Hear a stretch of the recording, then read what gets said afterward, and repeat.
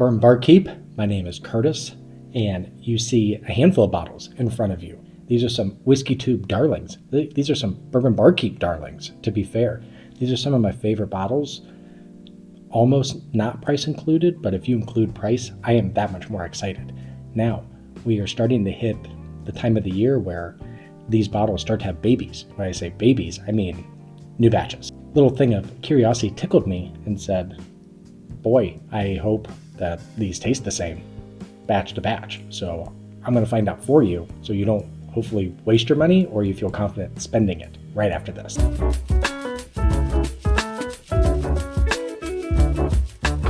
James E. Pepper, the barrel proof, the decanter style, beautiful bottle, beautiful juice. I put this on the channel a year and a half ago at this point and absolutely loved it. And then I was like, $60, got a lot of bottles. And then I found myself reaching for it and reaching for it and reaching for it. And then you could see it started to get low and I started to panic. So I went back to Gomer's, shout out Ethan, he's a sub. And I was like, hey, do you have any of this batch 20? It's 54% alcohol. Let's do that. And they said, no, we got 70. I'm like, how many batches have I missed at this point? I don't know if they're different. That's why we're here. This could be a super boring episode because I just say they're the same and then you check out. But you have confidence buying it, so that's fun. So before we get to potentially a very anticlimactic episode, if you can just go ahead and like and subscribe, we'll do that now. And then I usually forget at the end of the episode anyways. All right, so glass A, we got batch 20, 54%, batch 70, 53, what did we say? 53.2%. They're the same price, lower proof. I mean, it's close enough. If I'm snobby enough to taste it, the proof, we'll see, but let's see what we got on the nose and go from there. Please.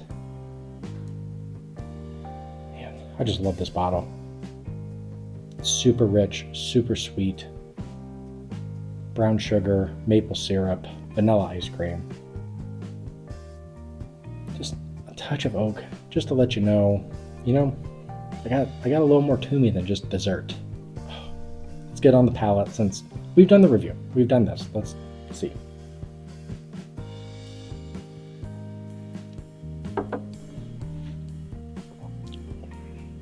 Oh, man. Just the viscosity it's perfect. It's so good. Lays on the tongue for a while.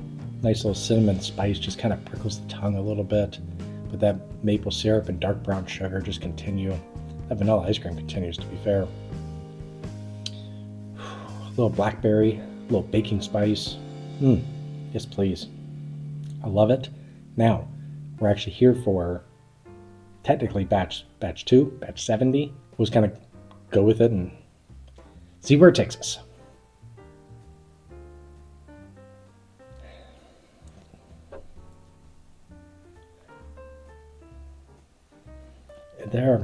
That's very similar. I think this batch 2, batch 70, glass 2, whatever we're doing, has maybe a little more, you almost can smell the oiliness to it, but that brown sugar and maple syrup is still there. That is splitting hairs. All right, let's see the palate.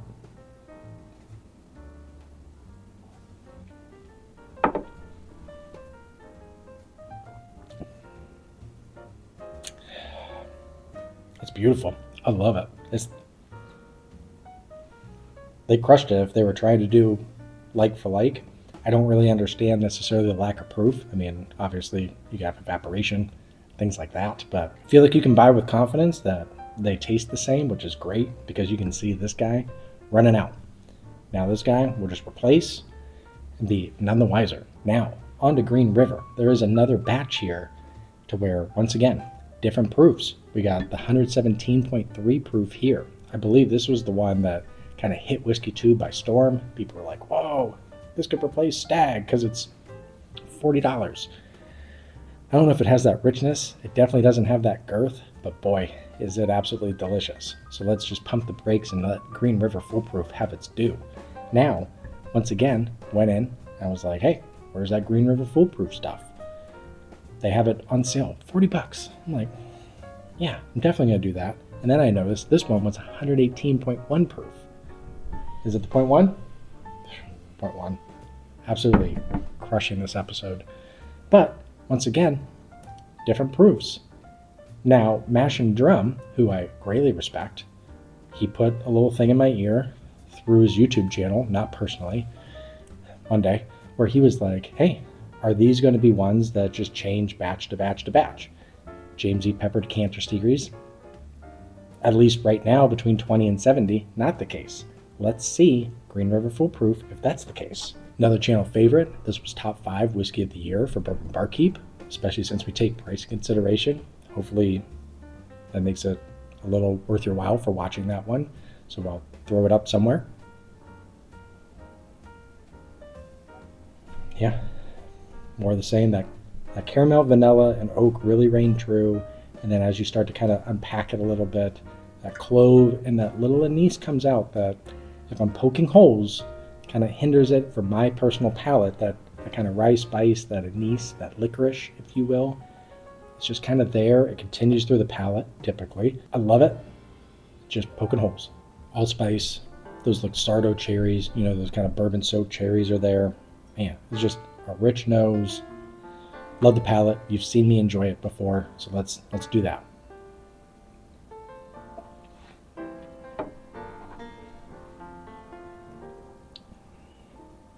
Yeah.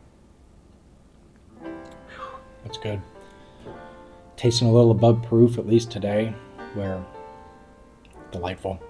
Not too high. 115, 120, maybe coming from, what would we say, 108, something like that. Math is hard. But boy, that rich leather tobacco, but still just dumped dark brown sugar, maybe some molasses in there. Once again, that rye spice is there. No, I don't love it, but I like everything else in this glass enough to where I keep reaching for it. Now, the part that I'm a little nervous about, I have my peace of mind here. If this is, we'll see. All right.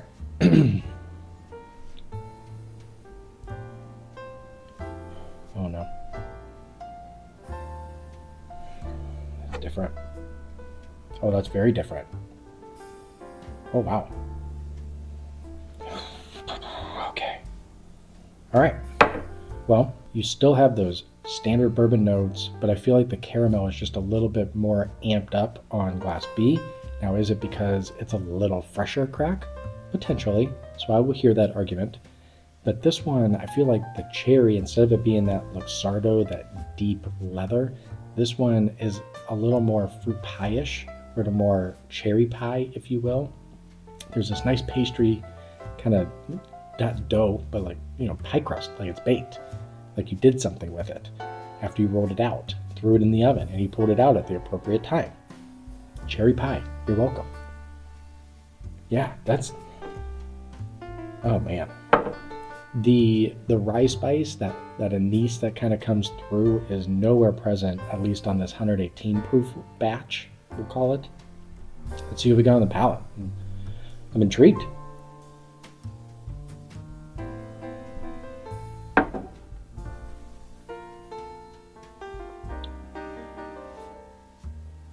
Licorice, never came. Wow, that's better.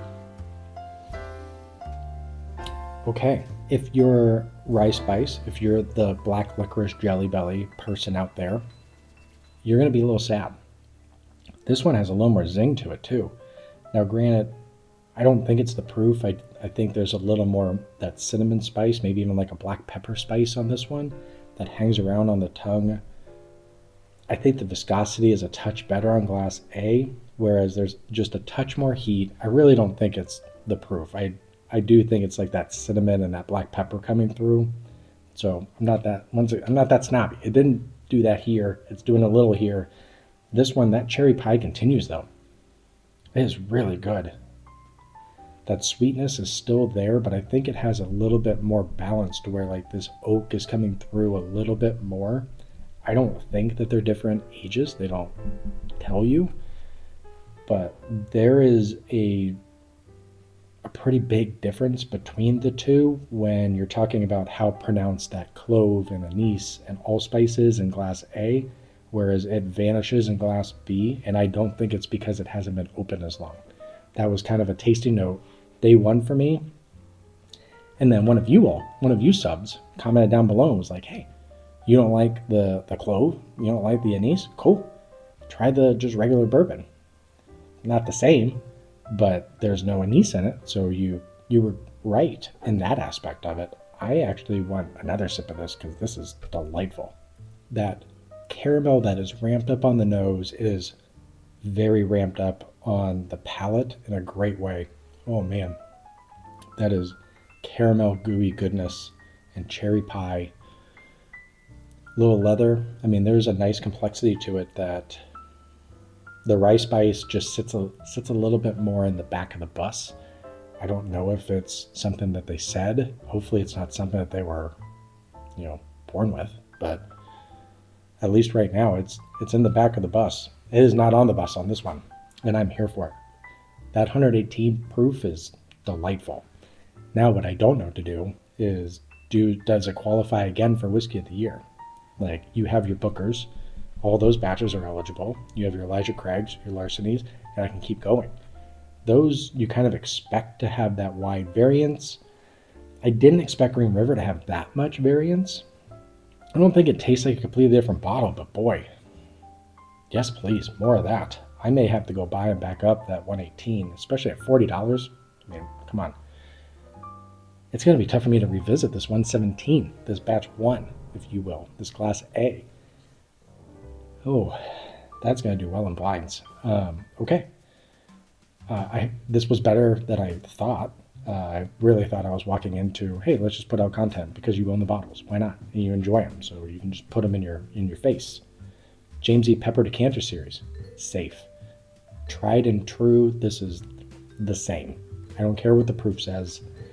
Green River is doing something different. I am curious to see if was it on purpose or did I just find a good bottle? I guess that's a thing.